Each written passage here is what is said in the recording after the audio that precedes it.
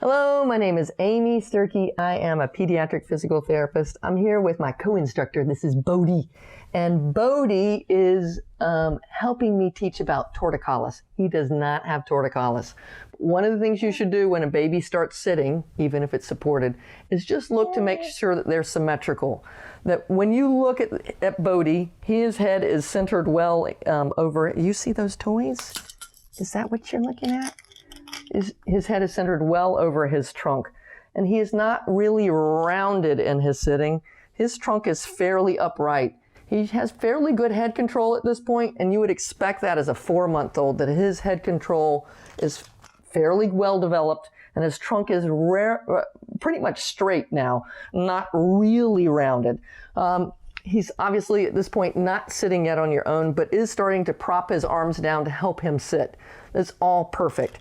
What you want to look for is that their legs tend to be symmetrical, or not always one side up and one side down. That he can, if he does have one side up and down, that he just goes back and forth between that. He doesn't always have one side short. What you tend to see with a child who has torticollis is one side of their neck is tight, but that also makes one side of their trunk tight, which can translate all the way down to their hip. So you'll see one hip up more of the time. All the time. That's something you need to watch out for if it's that one side is up all the time. You want to make sure that they're using both of their hands well. You should not have a preference in babies. People tell, oh, I just thought he was starting to be right-handed really early. At this point, you should not have a strong preference. Nearly half of babies at 2 years old have a preference, but it should not be strongly developed before then. If it is, it's actually a problem. You need to start working on that on both sides. So if you find your baby has a preference for reaching with his right hand, then you want to put the toy over here for the left hand for the baby to get it. If they transfer it immediately to the right, that's okay.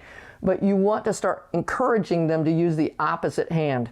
There are little rattles that you can get that you can put on their wrist to be able to get them to start paying attention to another arm. What happens with a child with torticollis is it's not uncommon if their head is turned to one side, that's the hand that they look at.